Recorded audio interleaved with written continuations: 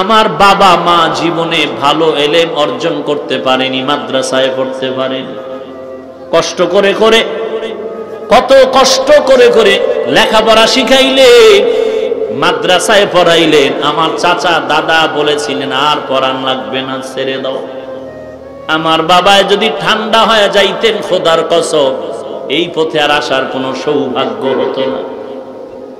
উজানির জমিনে ঘুমান্ত কারি ইব্রাহিম রহমাতুল্লাহ আলাইহির 11 সন্তানের ছোট সন্তান কারি মনজুর আহমদ রহমাতুল্লাহ আলাইহি আমার আব্বাকে এত ভালোবাসতেন। আমাদের বাড়িতে শত শতবার গিয়েছেন সেই কুয়াকাটা। একদিন কয় সন্তানটারে আমার হাতে দাও। ঢাকা আসার পরে আমাকে নিয়ে আসলেন কচুয়া মাদ্রাসার ভেতরে।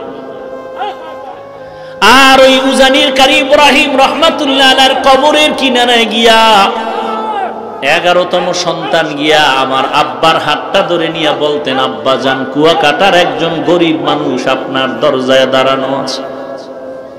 এই গরিব মানুষটা বড় মুখলেস মানুষ, বড় তাকওয়াওয়ালা মানুষ, আপনার মোহাব্বতের বান্দা।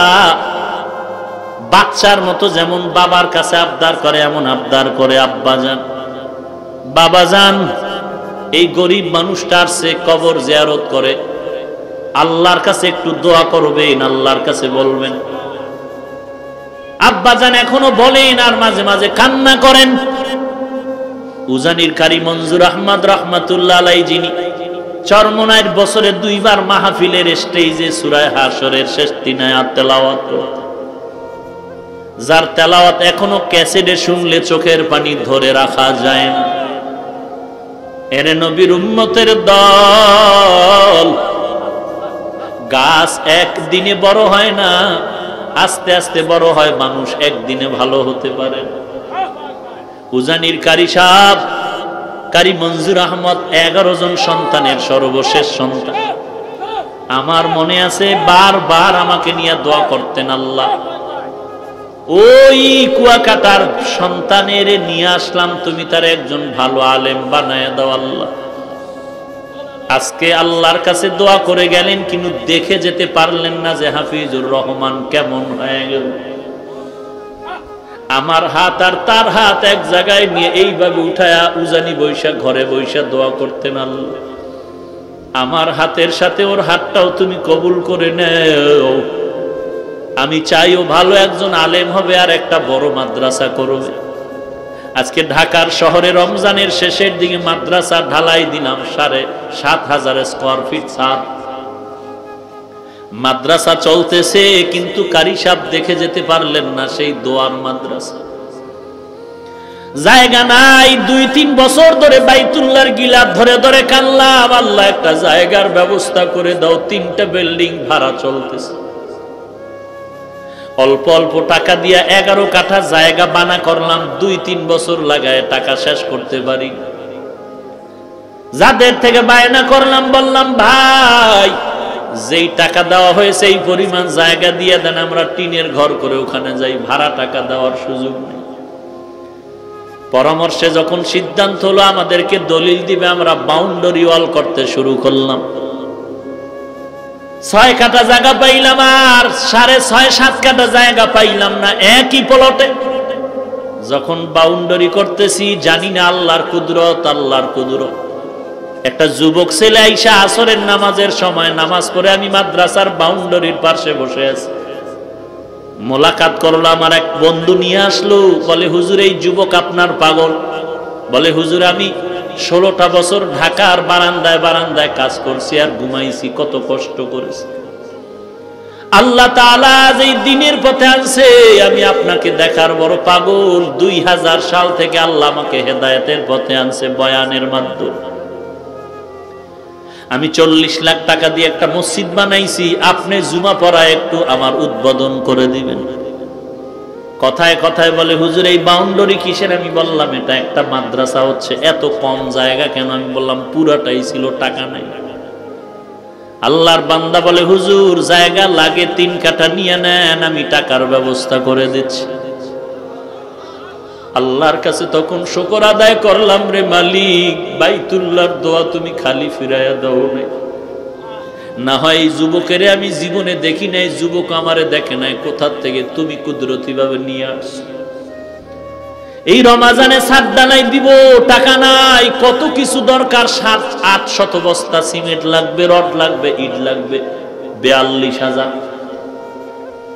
কি করবো? আমি একটা ইফতারের অনুষ্ঠান করে সবাইকে বললাম মাদ্রাসার এই হালাত দোয়া করো। এক বন্ধু বলে, হুজুর সিমেন্ট যা লাগবে আমি একা পাঠায় দিচ্ছি ট্রাকে, আগামীকালকের থেকে 750 বস্তা সিমেন্ট পাঠায় দিল। আর এক আল্লাহর বান্দা বলে, হুজুর আমি ট্রাকে আপনার 42,000 ইট আমি পাঠায় দিচ্ছি। রডের ব্যবস্থা নাই, এক আল্লাহর বান্দা রড দিলেন কিছু, আর এক বান্দা দিলেন। এরকম হতে হতে কাজ হয়ে গেল। দিনের কাজ এরকম বেজে থাকে না যদি ইখলাস নিয়ে চলা যায়। আল্লাহর অভাব নাই, বান্দার অভাব আছে, আমার মাওলার দরবারে অভাব নাই। বান্দার কাছে যতবার বলো স্যার কিছু দেন, কিছু দেন, তুমি আমার আল্লাহর কাছে যদি একবার চাইতে এত চাওয়া লাগতো না, পেয়ে যাই। এরে নবীর উম্মতের দল, আল্লাহর এক বান্দা যুবক, গরিবের সন্তান, কোন একজন আল্লাহওয়ালার সোহবতে গিয়া বয়ান শুনে বান্দা এখন ভালো হয়ে গেল। আগে নামাজ পড়তো না, এখন বান্দা আজান শুনলে গিয়া মসজিদে কাতার দাঁড়ায় থাকে, অপেক্ষা করে। ফজরের নামাজের আজান শুনে বান্দা মসজিদে হাজির। আল্লাহর গোলাম বড় গরিব, হেদায়েতের দৌলত পাওয়ার পরে এখন আল্লাহকে ভুলে না। আগে বান্দা আল্লাহর পরিচয় চিনতো না, জানতো না। আল্লাহর বান্দা এখন নামাজ পড়ে এমন একটা পর্যায়ে এসে গেল, গরিব মানুষ বিবাহের প্রয়োজন হয়ে গেল। বিবাহ করার জন্য আল্লাহর বান্দা বিয়ার জন্য মেয়ে তালাশ করে, কোথাও মেয়ে পাওয়া যায় না। এলাকায় তো মেয়ের কোনো অভাব নাই, তবে এখন মেয়ে পাওয়া যায়, কিন্তু নামাজি যুবক যেই মেয়ে চায় সেই মেয়ে সচরাচর পাওয়া যায় না। যুবক বান্দা আল্লাহর কাছে কান্না করে বলেন, ও মালিক, আমার এই এলাকায় মেয়ের অভাব নাই, তবে আমি এমন একটা মেয়েকে বিবি হিসেবে চাই যেই মেয়েটা তোমার বান্দি গোলাম, কোরআনওয়ালা, কোরআন পড়তে পারে, এমন একটা মেয়ের ব্যবস্থা করে দাও। টাকা লাগবে না, পয়সা লাগবে না, একজন কোরআনওয়ালা বান্দি চাই। যুবকের চোখের পানি আল্লাহর আরশ পর্যন্ত কবুল। আল্লাহ তাআলা যুবকের সামনে সন্ধান করে দিলেন, এর যুবক, তুমি যেই কোয়ালিটির গরিবের মেয়ে চেয়েছো কোরআনওয়ালা, এলাকার ভেতরে পাইবা না। তবে পার্শ্ববর্তী এক এলাকায় এক বান্দা গরিব মানুষ, খেতে খায়, তার একটা মেয়ে আছে। ওই মেয়েটা গরিবের সন্তান, কোরআনওয়ালা সন্তান, পর্দানিশী মায়ের সন্তান। এরে পর্দার আড়ালের মা, তুমি একজন নারী হিসাবেই দুনিয়াতে বেঁচে থাকার জন্য আল্লাহ পাঠান নাই। তুমি একটা সন্তানের মা হিসাবেই পরিচয় দিলে চলবে না রে মা। তুমি একজন স্বামীর স্ত্রী পরিচয় দিলেই যথেষ্ট হবে না রে মা। তুমি একজন মায়ের কাছে সমাজ আর জাতি অনেক কিছু পাওনাদার। তুমি মায়ের কাছে জাতি চায় একটা আলোকিত সন্তান, তুমি মায়ের কাছে জাতির আশা হলো আলোকিত একটা সমাজ।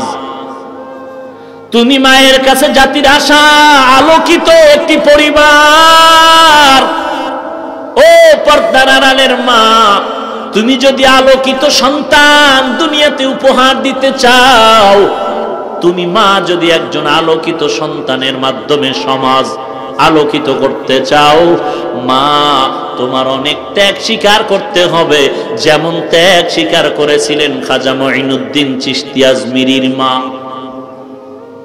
কেমন ত্যাগ স্বীকার করেছিলেন খাজা মঈনুদ্দিনের মা? যেই খাজা মঈনুদ্দিনের খেদমতে ভারতের মধ্যে লক্ষ লক্ষ বিধর্মীরা কালেমা পড়েছে। খাজা মঈনুদ্দিনকে মা ডেকে বলে, রে সন্তান, তুই মঈনুদ্দিন এত দামি হওয়ার পেছনে আমি মায়ের ত্যাগ কত তুই জানো? আমি মা তোকে যতদিন গর্ভ ধারণ করেছি আমি মা এক রাত্র ঘুমাই নাই, সারা রাত্র সেজদায় পড়ে কান্না করেছি। তুই দুনিয়াতে আসার পর আমি মা তোকে এক ফোঁটা দুধ আমি তোর মুখে দেই নাই ওযু ব্যতীত, এক ফোঁটা দুধ আমি তোর মুখে বিনা ওযুতে দেই নাই। এরে আম্মা জান বলো, তোমার গর্ভের সন্তান নিয়া আল্লাহর কাছে কতবার কান্না করেছো, দোয়া করেছো, আল্লাহ আমার গর্ভের সন্তান তুমি আদর্শবানওয়ালা সন্তান হিসাবে কবুল করে নাও, সমাজের আলোকিত সন্তান দান করে দাও।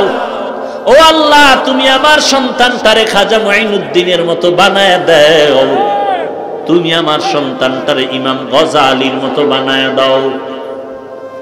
ও মা একটু জবাব দাও নিজের বিবেকের কাছে, তোমার সন্তানটা দুনিয়াতে আসার পর তুমি বাচ্চাটারে দুগ্ধ পান করাইছো, বলো মা তুমি ওযু সহকারে দরকার নাই, তুমি একটু মোহাব্বতের নজরে বাচ্চাটাকে পর্দার আড়ালে দুধ পান করিয়েছো কিনা? না রে মা, দেখা গেল বাচ্চাটারে তুমি কোলের মধ্যে নিয়ে দুগ্ধ দিয়েছো আর ওদিকে টেলিভিশনের নাচ গান দেখতেছিলে। এরে আম্মা জান, আজকে যত সন্তান দেখো জমিনের মধ্যে সুনাম অর্জন করে চলছে, প্রত্যেকটা সন্তানের পেছনে খবর নেও তার মা বাবা ভালো হওয়ার কারণে এই সম্মান। মা বাবার ত্যাগের বিনিময়ে ভালো সন্তান। এরে পর্দার আড়ালের মা, তুমিও মা খাজা মুঈনুদ্দিন চিশতি আজমিরির মা, ও মা ও কচুয়া এলাকার মা, তুমিও মা বড় পীর আব্দুল কাদের জিলানীর মা, ও মা কারি ইব্রাহিম রহমাতুল্লাহ আলাইহির মা, ও মা মনটা কি চায় না তুমি একজন কোরআনওয়ালার মা বাবা হয় কবরে যাও? দুনিয়াটা কিছুই না রে মা, আজকে তোমারে মার্কেটে না লেলে স্বামীর সাথে ঝগড়া করো, মন মতো চাহিদা পূরণ না করলে ঝগড়া করো। এক বক্তা সাহেব বয়ানে বলে, মহিলারা এত বেপরদায় চলে কেন? মসজিদে ঢুকতে না দেওয়ার কারণে। এখন তো ইসলামের ব্যানারওয়ালা ধান্দাবাজের অভাব নাই তো। আহা বলে মহিলাদেরকে মসজিদে ঢুকাও, পুরুষের পাশাপাশি মহিলাদের নামাজের ব্যবস্থা করে দাও। বক্তা সাহেব বলে মহিলাদেরকে মসজিদে ঢুকার সুযোগ না দেওয়ার কারণে মহিলারা বেপরদায় চলে। আমি জবাব দিয়া বললাম, আমাদের গোষ্ঠী শুদ্ধ বহু হাজার লাখ ওলামায়ে কেরাম যারা হকের পথে আছে, এদের স্ত্রীরা তো কোনোদিন মসজিদে যায় না, বরং অনেক হাজী সাহেবদের স্ত্রীরা হজে গিয়া বেপরদায় বাইতুল্লাহে দৌড়ায়। অথচ আমাদের মা আমাদের চাচিদের নিয়ে হজ করলাম, আলহামদুলিল্লাহ আমাদের মা চাচির চেহারাটা মক্কায় বসিয়াও কেউ দেখতে পারে না। আর ওই চাপাবাজের দলেরা মেয়ে নিয়া মহিলাদের নিয়ে হজে গিয়া কয় চেহারা খোলা রাখা যাবে, ফতুয়া একটু তিল পাইয়া তাল বানায়া পুরা বেপরদায় চলে, গুনাহ হয় খবর নাই, ফতুয়াবাজি করে। এরে নবীর উম্মতের দল, তুমিও মা আজকে তোমার বেপরদায় না নিলে, মার্কেটে ঘুরতে না গেলে তোমার মন বেজার, ঈদের খুশি আনন্দ নাই। অথচ বলো এই দেশের হক্কানি আলেম ওলামাদেরকে তাকায় দেখো, কচুয়াওয়ালাদেরকে তো বুঝানোর জন্য বাহিরে কোথাও যাওয়া লাগবে না, উজানির সোহবত প্রাপ্ত পরিবারগুলোর দিকে তাকাও, এদের নারীরা কোনোদিন বেপরদায় চলে না, মার্কেটে যায় না, মসজিদেও যায় না। তাহলে এরা মার্কেটে যায় না কেন? মসজিদে না যাওয়ার কারণে এরা পর্দা করে এমন কিছু নাকি? আসলে বেপরদায় নারীরা চলার কারণ মসজিদ না, কারণ হলো আল্লাহর ভয় নাই। ভাইরা আমার, যুবক এখন বিবাহ করবে গরিব মেয়ে, খোঁজ পেয়ে গেল এক এলাকায় গরিব মেয়ে আছে কোরআনওয়ালা, বলবো বিবাহের ব্যবস্থার জন্য রাজি হয়ে গেল। তারিখ মতো বিয়াও হয়ে গেল, কিন্তু টেনশন হয়ে গেল এই বউ নিয়ে রাখবো কই, এলাকায় বেপর্দা বেপর্দা, পর্দা রক্ষা করে রাখার জায়গা নাই। আল্লাহর বান্দা যুবক এবার চিন্তা করে সিদ্ধান্ত নিল, স্ত্রী সহ বলে আমরা জংলার পার্শ্বে গিয়া ছোট ঘর করে থাকবো। স্ত্রী রাজি হয়ে গেল। এবার জংলার এক পার্শ্বে ছোট ঘর করে থাকে। ছোট ঘরের ভেতরে স্বামী অজুর পানি গোসলের পানি আগায় দিয়া দরজা বন্ধ করে মানুষের বাড়ি কাজে চলে যায়। স্ত্রী ঘরের মধ্যে বৈশা ইবাদত করে, আর স্বামী মানুষের বাড়ি চাকরি করে, সন্ধ্যাবেলা আসে বেতন যা পায় তা নিয়ে। আল্লাহর বান্দা মানুষের বাড়ি কাজ করে, স্ত্রীকে ঘরে রাখে, পর্দায় বেপর্দায় রাখে না। ওই মানুষের বাড়ি কাজ করে, কিন্তু আজান হলে এক ওয়াক্ত নামাজ বাদ দেয় না। এরকম করতে করতে আমানতের টাকা দিয়ে কিছু জমিন করলো, কিছু সম্পদ রাখলো। আজকে শুক্রবার দিন আল্লাহর বান্দা কাজে যাবে না, কারণ আজ জুমার দিন নামাজ পড়বে, মসজিদে কাজ বন্ধ। অপেক্ষা করতেছে বান্দা নামাজে রওনা হয়ে যাবে। আজানটা হয়ে গেল, যুবক আল্লাহর বান্দা এবার ঘর থেকে নামাজের দিকে রওনা হয়ে গেল। বিবি সাহেবা আল্লাহর খাস বান্দি ইবাদতকারিনী পেছন দিক দিয়ে বলে, স্বামী দাঁড়াও। কোথায় যাও? বলে নামাজ আদায়ের জন্য যাই। বলে দাঁড়াও, নামাজ পড়তে যাইবে, কোনো বাধা নাই, তবে একটা সমস্যার সমাধানটা দিয়া যাও। তুমি সকালবেলা এক বস্তা গম মেইলের মধ্যে নিয়ে গেছো, ভাঙ্গায়া আটা নিয়ে আসবে, বিদ্যুতের সমস্যার কারণে পারোনি। নামাজে যাও, তবে আটার বস্তা নিয়ে দাও, না হয় জুমার নামাজের পরে মিলটা বন্ধ হয়ে যাবে, 2 দিন মিল খুলবে না, তালা বন্ধ থাকবে। ঘরের মধ্যে এমন অবশিষ্ট যে আটাও নাই যে ঘরের চুলায় রুটি বানানো হবে, 2 দিন উপবাস থাকতে হবে। অতএব না, তাড়াতাড়ি নামাজে যাও, তবে আটার বস্তা এনে তারপরে নামাজে যাও, টাইম এখনো বাকি আছে নামাজের। আল্লাহর বান্দা যুবক স্ত্রীর চিন্তা করে করে এক কদম 2 কদম সামনে দেয়। কি করব? আটার বস্তা আনবো নাকি মসজিদে নামাজে যাব? আল্লাহর বান্দা এরকম করে কদম কদম হেঁটে হেঁটে বাড়ির আঙ্গিনা পেরিয়ে যখন চললো মসজিদের দিকে রওনা, পেছন থেকে একটা বাচ্চা ডেকে বলে, চাচা দাঁড়াও। কোথায় যাও? বলে নামাজে যাই। বলে তোমার হালাল টাকার উপার্জন করা টাকার থেকে একটা খরিদ করা দুধের গাভী, যেই দুধ তুমি বিক্রি করে সংসার চালাও, সবে মাত্র ওই গাভীটা খোয়ার থেকে রশি সিরিয়া জংলায় চলে গেছে। চাচি বলেছে গাভীটা এনে দাও, না হয় হিংস্র প্রাণী ধ্বংস করে ফেলবে, তারপরে নামাজে যাও। আল্লাহর বান্দা আবেদ যুবক চিন্তায় পড়ে গেল, আটার বস্তা আনা দরকার, না হয় 2 দিন না খেয়ে থাকতে হবে। 2 নম্বরে জঙ্গল থেকে গাভীটা আনা দরকার, না হয় আমার হালাল টাকার সম্পদ নষ্ট হয়ে যাবে। এখন আমি কি আটার বস্তা আনতে যাব, গাভী আনতে যাব, নাকি মসজিদে নামাজ আদায় করতে যাব? আল্লাহর বান্দা চিন্তা করে আর সামনে আগায়। কিছু দূর যাওয়ার পরে মসজিদের কিনারায় আর সামান্য বাকি, হঠাৎ করে তাকায় দেখে পেছন থেকে আল্লাহর বান্দা ডাকে, বলে যুবক দাঁড়াও। কোথায় যাও? বলে নামাজে যাই। বলে তুমি হালাল টাকা দিয়ে একটু জমিন কিনছিলে নাকি? বলে হ্যাঁ। বলে বহুদিন ধরে আমাদের এলাকায় পানি নাই, বৃষ্টি নাই, ফসলগুলো নষ্ট হয়ে যাচ্ছে, মেশিনওয়ালাকেও সিরিয়ালে পাওয়া যায় না, পানি দরকার। আল্লাহর মহিমা হলো ভাগ্যের চাকা ঘুরে গেল, তোমার জমিন আর আমার জমিন পাশাপাশি আছে। মেশিনওয়ালাকে আমি আধা ঘন্টা সময়ের জন্য সিরিয়াল পেয়েছি আমার জমিনে ফসলে পানি দেওয়ার জন্য। যেহেতু তোমার জমিনটা আমার পার্শ্বের জমিন, যাও মেশিনওয়ালার এই মুহূর্তে খবর দিয়ে তোমার জমিনেও পানির ব্যবস্থা করো, তারপরে নামাজ আদায় করো। এখন যদি না যাও মেশিনওয়ালা চলে যাবে, 2 মাসে সিরিয়াল পাবে না, ফসল নষ্ট হয়ে যাবে। আল্লাহর বান্দা যুবক চিন্তায় পড়ে গেল, মহা 3টা মুসিবত মাথায় চেপে আসলো। তিনটা মুসিবত নিয়ে যুবক চিন্তায় পড়ে গেল। আটার বস্তা আনা দরকার, গাভী আনা দরকার, জমিনে পানির জন্য মেশিনওয়ালাকে খবর বলা দরকার। এখন আমি বিপদে পড়ে গেলাম, মহা মুসিবতে পড়ে গেলাম। এই মুসিবত থেকে আমি উদ্ধার করার রাস্তা কোথায় খুঁজে পাই? কার কাছে আমি এই মুহূর্তে সাহায্য চাই? বলেন, কচুয়া এলাকার মুসলমান এতক্ষণ আলোচনার দ্বারা কি বুঝলেন? সাহায্য কার কাছে চাইব?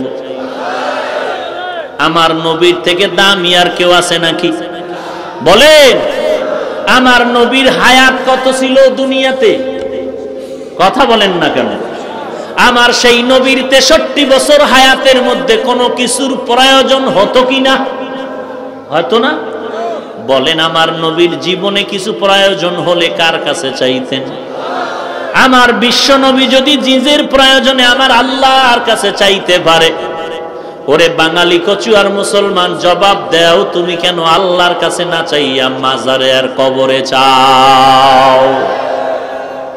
এই মুসলমান নিবক হারাম, বলো, আমার নবী কিছু প্রয়োজন হলে কোন কবরে গিয়া চাইতেন? কথা বলেন না কেন? কার কাছে চাইতেন? সেই আল্লাহ নাই?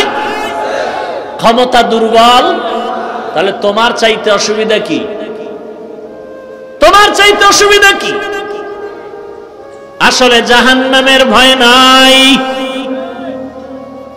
আল্লাহ তাআলা বলেন, সাহায্যের দরজা আমারটাই খোলা আছে অল টাইম, চাইলেই পাবি, আর কারো দরজা খোলা নাই। সকলের দরজায় তালা লাগানো রে গোলাম। দুনিয়ার সবাই চাইলে বেজার, আমি আল্লাহ না চাইলে বেজার। আমি আল্লাহর কাছে যে চাইলো সে পেয়ে গেল। তবে চাওয়ার আমরাও চাই, আপনারাও তো মোনাজাতে কোন আল্লাহ কোটিপতি বানাও। আল্লাহ বানান না কেন? এত চাইলাম পাই না কেন? চাওয়ার পদ্ধতি জানা লাগবে। পদ্ধতি আছে না? এখন এমপির কাছে আপনি 5000 টাকা চাইবেন, একেবারে দৌড়ে গিয়ে এমপির হাতটা ধরে বলবেন, তাড়াতাড়ি 5000 টাকা দাও তো ভাই। এটা কি পদ্ধতি হইল? সাহায্য সকলের দরকার, কার থেকে নিব?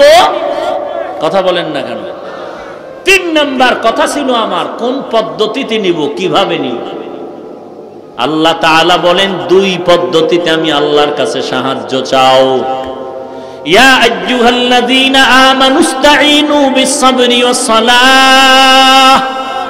1 নাম্বার পদ্ধতি ধৈর্য, 2 নাম্বার পদ্ধতি হলো নামাজ।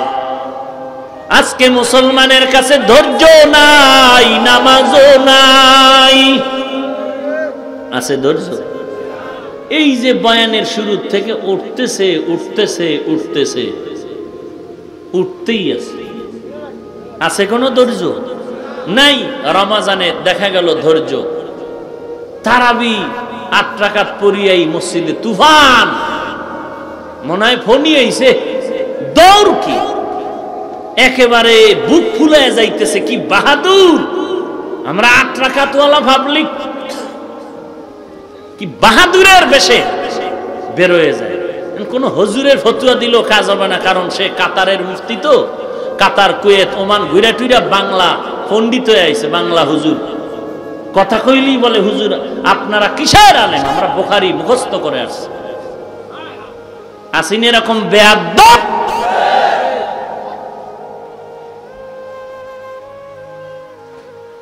তোমার 8 রাকাতের বাহাদুরি দেখাইতে চাইলে মক্কা মদিনায় যাও না কেন? তোমার বুকের পাটা শক্ত থাকলে বলো তো, 20 রাকাত ওয়ালারা 20 রাকাত তারাবি পরে গুনাহ করেছে? বুকের পাটা শক্ত থাকলে দাঁড়ায় বল। বরং ধন্যবাদ দিতে হবে 20 রাকাত ওয়ালাকে। আপনি 8 রাকাত পড়েন, এজন্য আমাদের কোনো হিংসা নাই, দ্বন্দ্ব নাই, দূরত্ব নাই। বাকি বিনয়ের সাথে আপনি বের হন। আপনি তারাবি না পইরা বিড়ি টানলে কে আপনারে জিগায়? কিন্তু আপনি মসজিদে ঢুকছেন, বের হবেন আদব রক্ষা করে। 20 রাকাত ওয়ালা যারা নামাজ পড়বে তাদের অন্তরে যেন কোনো দুর্বলতা না আসে আপনি চলে যাওয়ার কারণে। পুরা মসজিদটারে খালি কইরা বের হয়ে যায়। তো আপনি যদি 8 রাকাত পরে বের হবেন এটা শিওর হয়ে থাকেন, তো বারান্দায় দাঁড়াইতেন, ভিতরে ঢুকলেন কেন 20 রাকাত ওলার ফাঁকে? বাহাদুরি করেন, ইবাদত করেন, বাহাদুরি, অহংকারী, ধৈর্য। ইয়া আইয়ুহাল্লাযীনা আমানুসবিরু ওয়া সাবিরু ওয়া রাবিতু ওয়াত্তাকুল্লাহ ওয়াল আসরি ইন্নাল ইনসানা লাফী খুসর ইল্লাল্লাযীনা আমানু ওয়া আমিলুস সালিহাত ওয়া তাওয়াসাউ বিল হক ওয়া তাওয়াসাউ বিস সবর। আসেনি ধৈর্য? বারবার আল্লাহ বলেন ধৈর্য ধারণ করো, কারণ কিয়ামতের ময়দানে আল্লাহ ধৈর্য ধারণকারীদের বিনা হিসাবে জান্নাত দিয়ে দিবে। ইন্নামা ইউওয়াফাস সাবিরুনা আজরাহুম বিগাইরি হিসাব।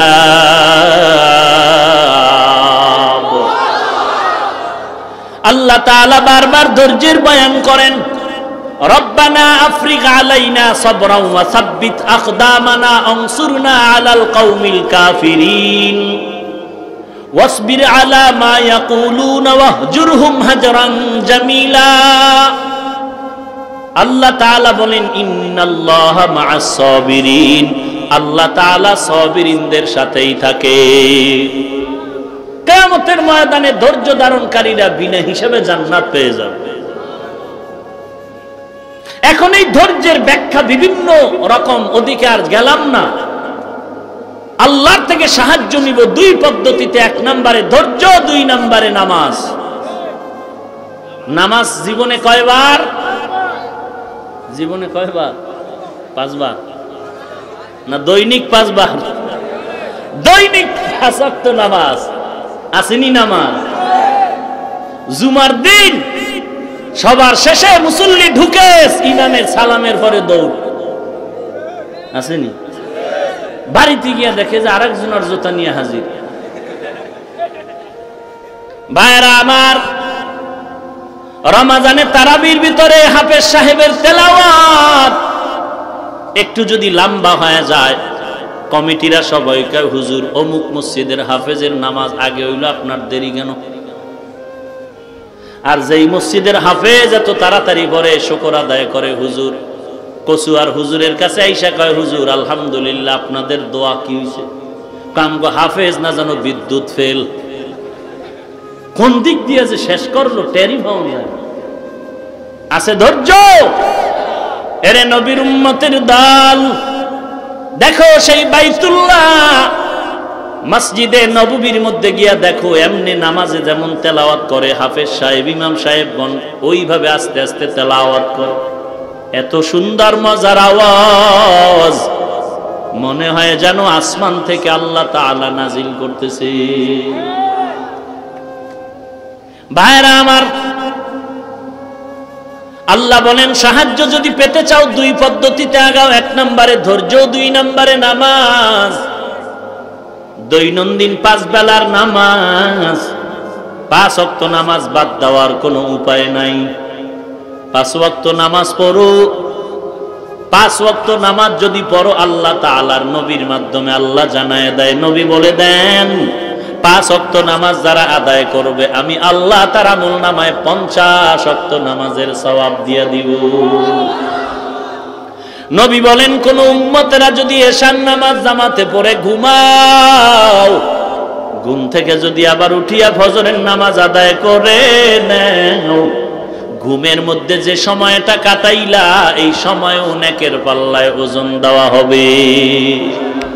মকুন সুসুতি নামাজে পাঞ্জে গানা ফাওয়াইলুল লিল মুসাল্লিন আল্লাযিনা মুমিনারা ইনামাজে ইমদাদে দা ইস্তাঈনু আয়াতে কুরআবাখা। খারাপ লাগে আপনাদের? যুবক, 3টা মুসিবত মাথায় নিয়ে দাঁড়ানো। 1 নম্বরে আটার বস্তা আনা দরকার, ভুলে গেছেন? 2 নম্বরে জঙ্গলের হারানো গাভীও আনা দরকার। 3 নম্বরে জমিনে পানি দেওয়ার ব্যবস্থায় মেশিনওয়ালাকে খবর দেওয়া দরকার। এখন কি আমি 3 জায়গায় দৌড়াবো নাকি নামাজে যাব? চিন্তায় পড়ে গেল যুবক, চোখ দুটো বন্ধ করে দিল, মুরাকাবায় চলে গেল। আল্লাহ ওলির সাথে সম্পর্কের কারণে অন্তরের মধ্যে বাতিনি ভাবে, গোপন ভাবে জবাব এসে গেল। আমার পীর সাহেব হুজুর বয়ান করে আল্লাহর কোরআনের কথা শুনাইছিলেন, ইয়া আইয়ুহাল্লাযীনা আমানু ইস্তাঈনু বিস-সাবরি ওয়াস-সালাহ ইন্নাল্লাহা মা'আস-সাবিরিন। আল্লাহ তাআলার নির্দেশনা হলো, বান্দা পাহাড় পরিমাণ বিপদ যদি আসে, 2 পদ্ধতিতে আল্লাহরে স্মরণ কর, বিপদ থাকবে না। 1 নম্বরে ধৈর্য, 2 নম্বরে নামাজ। এই চিন্তা করিয়া যুবক সিদ্ধান্ত নিল, আটার বস্তা আনতে যাব না, গাবি আনতেও যাব না, মেশিনওয়ালার কাছেও যাব না। আমার প্রথম কাজ হলো ধৈর্যের সাথে আমি মাওলার দরবারে নামাজে গিয়া হাজিরা দেই। যুবক চলে গেল, নামাজে গিয়া সেজদায় পড়ে কান্না শুরু করলো, মোনাজাত করে, আল্লাহ তুমি জানো আমার মতো গরিব এই এলাকায় আর কেউ নাই রে আল্লাহ। আমার এক গরিব স্ত্রী ঘরের মধ্যে রাখি, পর্দা করি, বেপর্দায় নেই না রে আল্লাহ। মহা 3টা বিপদ মাথায় রেখে তোমাকে ভুলি নাই, তোমার কদমে সেজদায় পড়ে গেলাম। ও আল্লাহ, কুদরতি হাত দিয়া সহযোগিতার দরজা খুলে দাও। আল্লাহর বান্দা যুবক কান্না করে দোয়া করে, কান্না করে দোয়া করে, কান্না করে দোয়া করে, এবার বিদায়। বাড়িতে যাচ্ছে, মনে মনে ভাবতেছেন চোখের পানি বৃথা যাবে না। আবার মনে মনে কয়, আমার মতো গুনাহগারের চোখের পানি কি আল্লাহর কাছে কবুল হবে? আল্লাহর বান্দা এইভাবে কান্না করা অবস্থায় ঘরের দিকে রওয়ানা।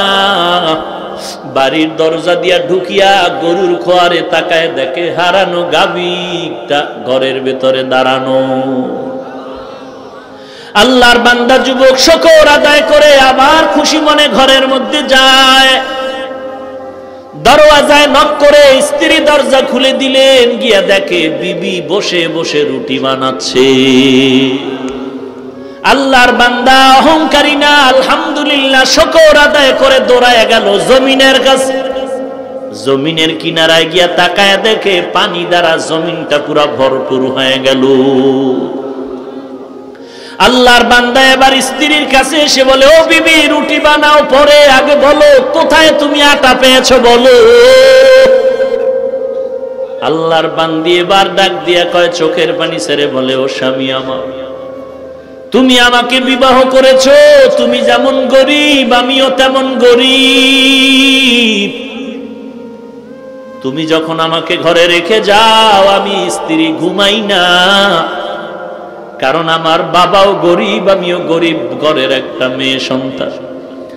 আমার বাবার কষ্টের জীবন আমি তাকায় তাকায় দেখেছি।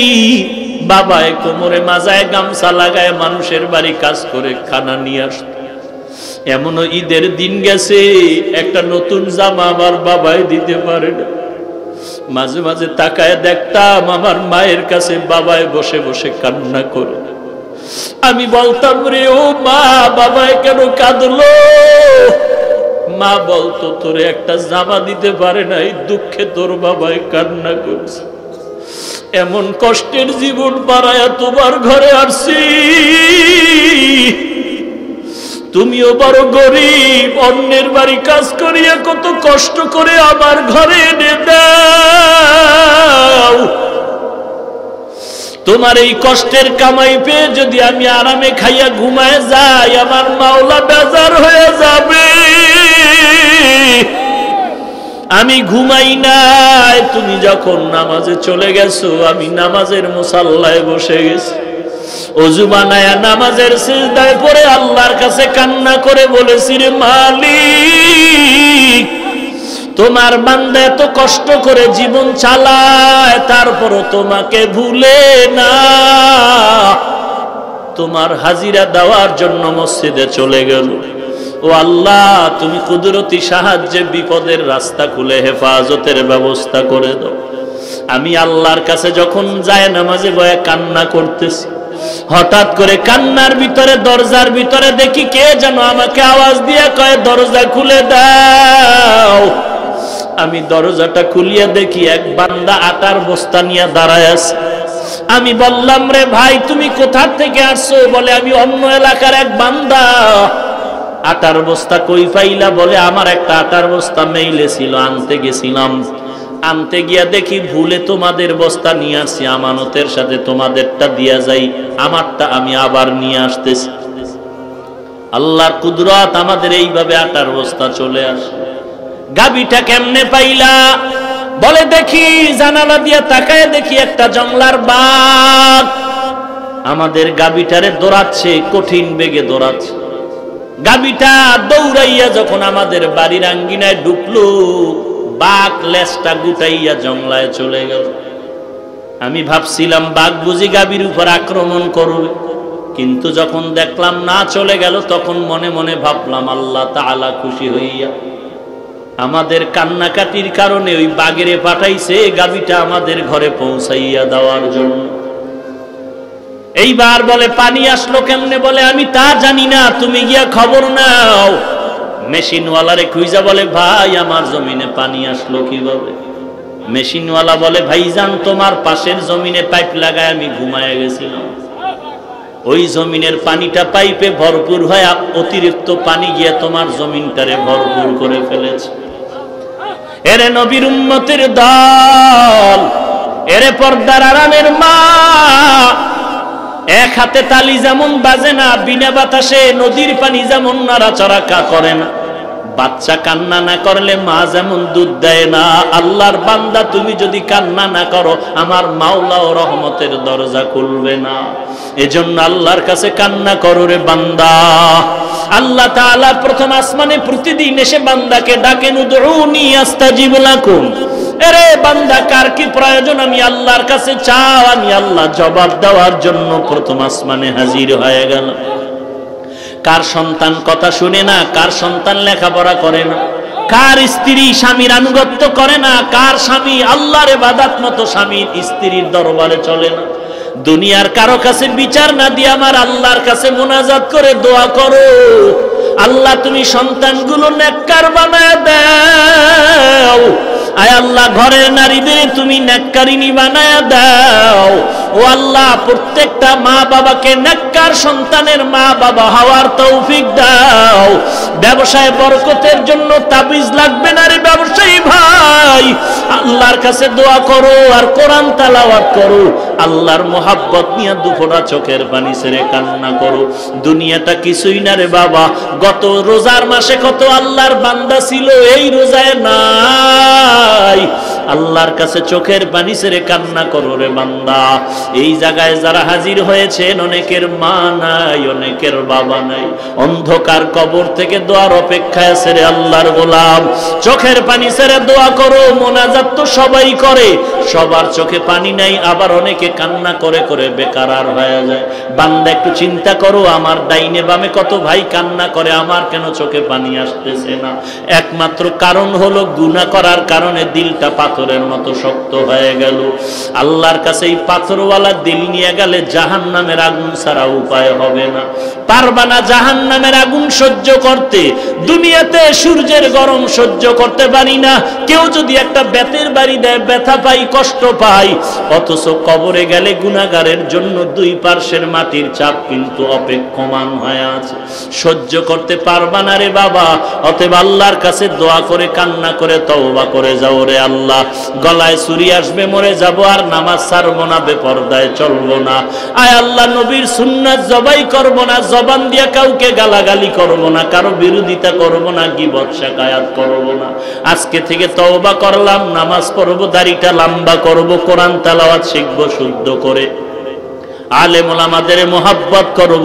ও আল্লাহ তুমি আমাদের সবাইকে খাস তওবা করার তৌফিক দান করো। আয় আল্লাহ গুনাহমুক্ত জিন্দেগি দান করে দাও, বেশি বেশি নেক আমল করার তৌফিক দান করো। আমিন।